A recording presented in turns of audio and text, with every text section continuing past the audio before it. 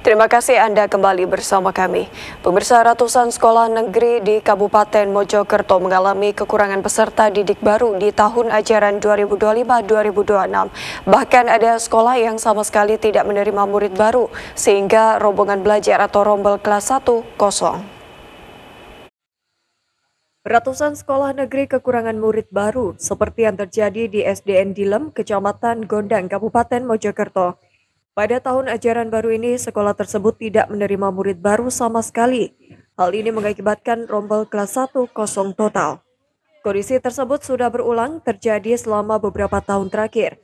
Penyebab utamanya adalah jumlah penduduk desa Dilem yang sangat sedikit, yaitu tidak sampai 100 kepala keluarga dan tidak ada anak usia SD yang terdaftar tahun ini. Akibatnya, proses belajar mengajar di SDN Dilem hanya dilaksanakan untuk 5 rombel, dari kelas 2 hingga kelas 6. Total siswa saat ini hanya 16 orang, dan dari hasil evaluasi Dinas Pendidikan mengungkapkan banyak sekolah di Mojokerto mengalami hal serupa karena persaingan ketat dengan sekolah swasta serta faktor geografis yang membatasi akses siswa dari desa lain. Tidak hanya di SDN Dilem, sejumlah sekolah di kecamatan lain juga mengalami penurunan jumlah peserta didik baru. Dari pagu 28 siswa, hanya 15 hingga 19 anak yang mendaftar.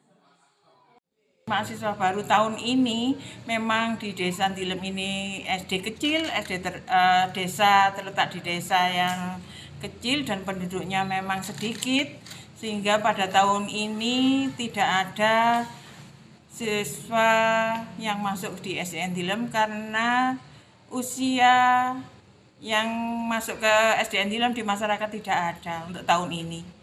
Karena kemarin sudah ada 3 itu yang usianya kurang sehingga dijadikan satu dengan tahun kemarin. Sekarang kosong, tidak Artinya, ada. Kelas 1 sekarang tidak ada.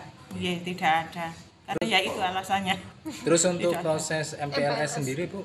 Untuk MPLS, alhamdulillah kita tetap menjalankan. Proses belajar mengajarnya sendiri seperti apa? Proses belajar mengajar sesuai dengan peraturan yang ada di Dinas Pendidikan, tetap kita jalankan, dan sebelum pelaksanaan proses belajar mengajar, pembiasaan setiap hari kita laksanakan. Hari Senin tetap ada upacara, walaupun siswanya hanya sedikit, kami tetap melaksanakannya.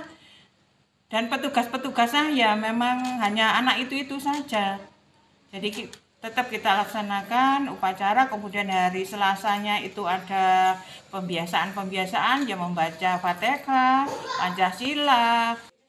Uswatun Hasanah berharap di tahun depan SDN Dilem bisa kembali mendapatkan murid baru.